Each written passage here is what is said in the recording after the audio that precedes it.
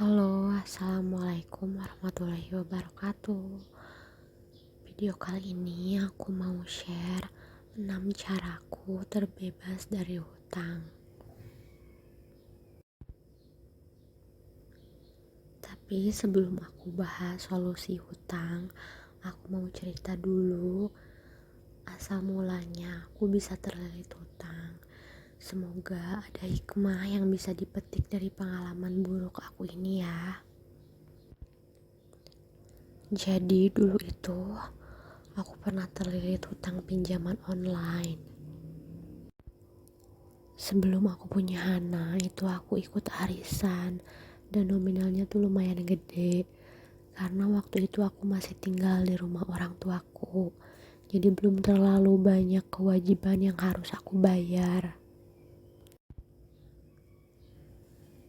Awalnya semua baik-baik aja. Setiap bulan aku bayar, masih normal. Uang aku juga cukup untuk kebutuhan aku dan suami. Terus waktu usia kandungan aku 7 bulan itu bapak aku kekeh pengen jual rumah buat biaya dia pindah ke kampung halamannya. Nah di situ tuh terpaksa aku harus pergi dari rumah kan. Di situ aku bener-bener nggak punya uang pegangan buat kontrak, karena ngontrak keinginan dengan ngontrak karena terpaksa itu kan beda. Kalau kontrak karena keinginan kita udah siap-siap nyiapin uang untuk kontraknya, untuk apa segala macam. Di situ aku bener-bener habis uang aku untuk pindah juga. Itu aku sampai 4 kali, dari rumah mertua ke rumah teteh aku, lalu ke kontrakan ngontrak sendiri, dan pindah lagi ke kontrakan yang lebih dekat ke toko tempat aku kerja. Jadi pas aku dapat giliran uang arisan itu pun uangnya tuh langsung habis. Mulai dari biaya lahiran, perlengkapan bayi, biaya syukuran, biaya akikah, belum lagi biaya kontrakan, pindah kontrakan dan beli kayak kompor, rice cooker, segala macam. Pokoknya itu aku beli dari uang arisan aku itu. Jadi uangnya langsung habis gitu. Alhamdulillahnya itu waktu Hana lahir, ibu mertua aku tuh ngasih uang untuk Hana. Terus tetangga, teman-teman, saudara juga banyak yang ngasih sebagian rezekinya buat anak aku. Aku benar-benar bersyukur banget. Semoga orang-orang yang waktu itu ngasih buat Hana, Allah lipat gandakan rezekinya. Jadi waktu itu aku masih ada uang pegangan.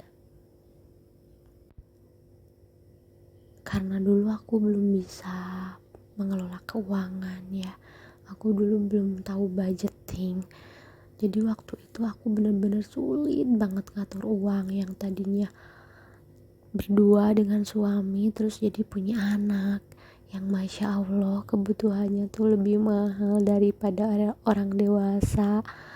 Terus yang tadinya hidup di kampung jadi di kota yang serba bayar, dan juga asalnya tinggal di rumah orang tua jadi harus kontrak. Itu biaya hidup pun benar-benar jauh berbeda gitu. Waktu itu aku sebelum gajian uang udah habis, sebelum gajian uang pasti udah habis, pampers sana habis lah atau apa segala macamnya.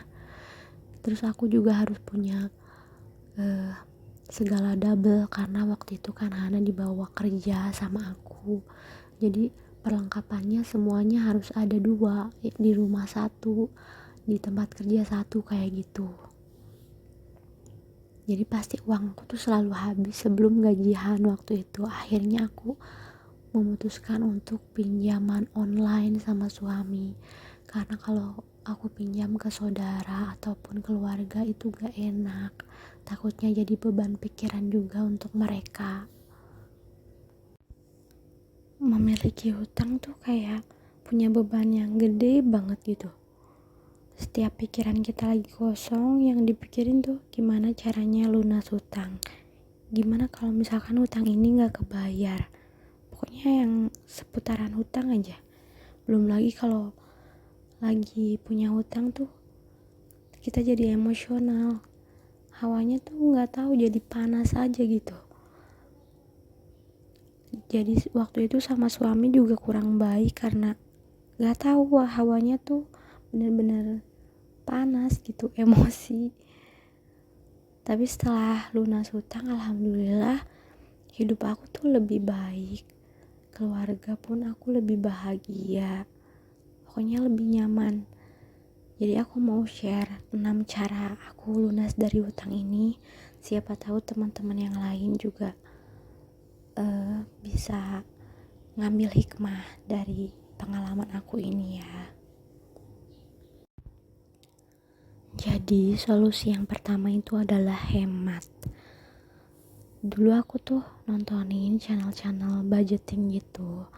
Channelnya ada keluarga Bun Ai, ada Saufa Ardovani, Mama Ule, pokoknya banyak deh. Kalian bisa searching gitu di YouTube, banyak pokoknya. Nah dari situ aku belajar budgeting dan ternyata pendapatan aku dikurangi, kebutuhan aku sekeluarga itu ternyata menyisakan uang yang sedikit untuk makan.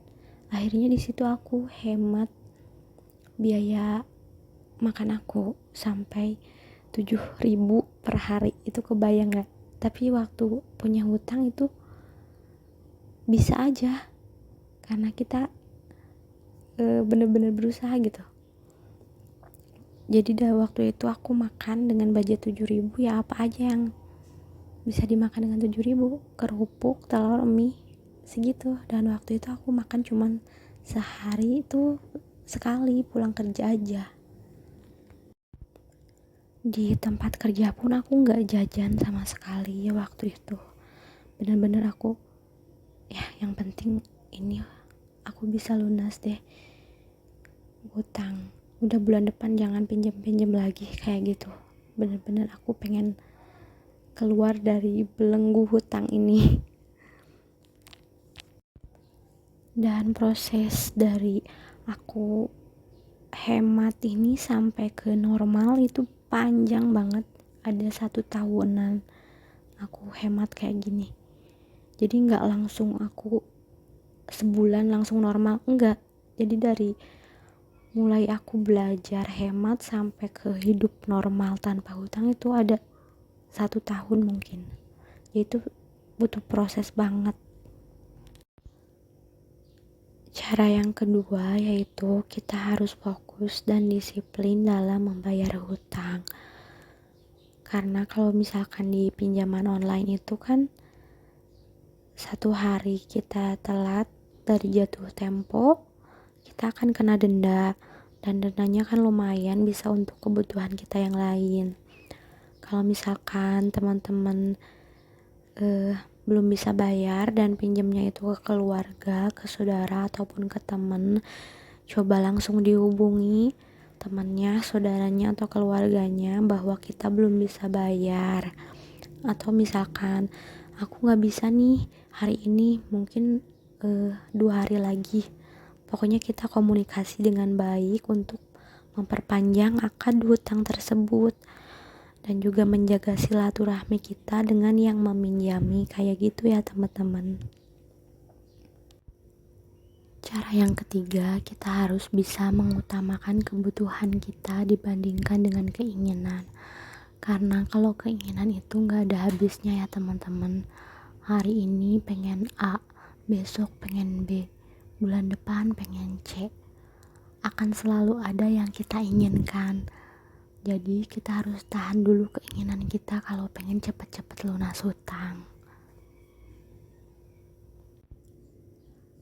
Cara yang keempat adalah jangan menambah hutang yang baru, apalagi untuk melunasi hutang yang lama, karena itu kita akan mulai lagi dari nol, mulai lagi menyicil dari awal kayak gitu.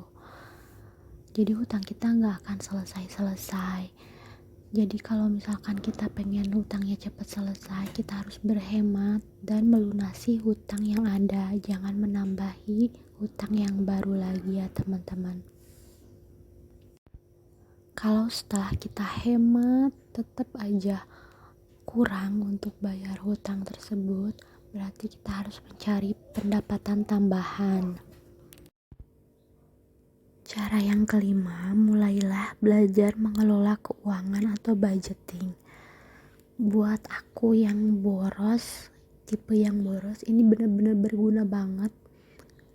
Kalau misalkan kalian jiwa hematnya udah mendarah daging, kalian udah bisa mengelola keuangan dengan baik tanpa harus budgeting, itu nggak apa-apa ya, nggak usah. Tapi bagi aku yang boros, buat aku ini penting banget, karena dengan budgeting ini kan ada tulisannya, kita ada bahan buat evaluasi di bulan depan.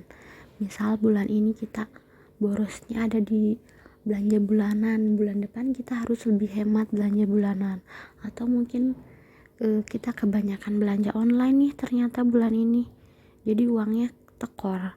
Nah bulan depan berarti kita harus stop dulu belanja online kayak gitu. Terus bulan depannya kita harus memperbaiki apa-apa aja yang borosnya. Jadi kita dengan budgeting bisa tahu letak kesalahan pengelolaan keuangan kita. Nah, poin terakhir yaitu biasakan untuk menabung. Karena menurut aku, dari pengalaman aku yang dulu-dulu, sekarang kita mampu nih bayar arisan, tapi kedepannya belum tentu. Kayak waktu aku dulu ikut arisan yang nominalnya lumayan gede saat aku masih sama suami berdua. Nah itu posisinya udah beda lagi pas aku udah punya anak, udah gak kebayar, udah bener-bener berat banget buat bayar arisan. Sementara arisan itu gak akan tahu kita punya uang atau enggak, itu harus tetap dibayar karena itu kewajiban kita, apalagi kalau kita udah dapat nih arisannya. Jadi benar-benar dipikir lagi ya teman-teman, kalau mau ikut arisan ataupun mau cicil barang, kalau menurut aku lebih baik kita nabung sendiri. Kalau misalkan uangnya udah kekumpul baru kita beliin kayak gitu ya teman-teman.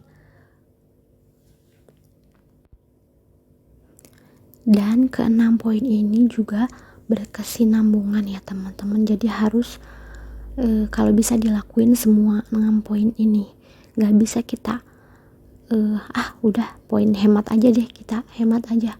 Tapi setelah lunas hutang nanti kita ngutang lagi misalkan atau apa, itu akan masuk ke lubang yang sama, kita jadi masuk lagi ke hutang yang baru. Jadi dari poin 1 sampai poin 6 itu kalau bisa dilakuin semuanya. Kita harus hemat, fokus dan disiplin membayar hutang, mengutamakan kebutuhan daripada keinginan, terus jangan menambah hutang baru, dan mulai budgeting, belajar mengelola keuangan dan membiasakan menabung. Insya Allah teman-teman, kedepannya kita akan lebih baik. Tapi kembali lagi, kita harus berhutang juga karena mendesak. Aku gak bisa menyalahkan teman-teman yang mempunyai hutang karena aku juga merasakan sendiri. Semoga yang lagi memiliki hutang Allah lancarkan rezekinya ya teman-teman, dan juga cepat dilunaskan sama Allah hutangnya. Tetap berusaha, tetap bersyukur, tetap semangat teman-teman, karena aku juga dulu mengalami itu. Tapi alhamdulillah setelah perjalanan panjang, aku alhamdulillah lebih baik sekarang tanpa hutang. Teman-teman juga pasti bisa insya Allah.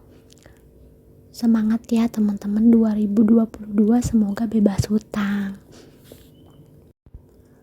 Terima kasih banget buat yang udah nonton dari awal sampai akhir, dari aku cerita awal mula aku punya hutang, cerita aku problematika aku punya hutang, sampai solusi punya hutang. Teman-teman semoga sehat selalu Jangan lupa like, komen, dan subscribe ya teman-teman. Buat yang udah like, komen, dan subscribe, aku ucapkan terima kasih banyak. Semoga Allah balas dengan pahala yang besar.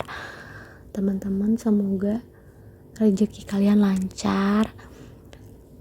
2022 ini kita bisa jadi pribadi yang lebih baik dari diri kita yang dulu.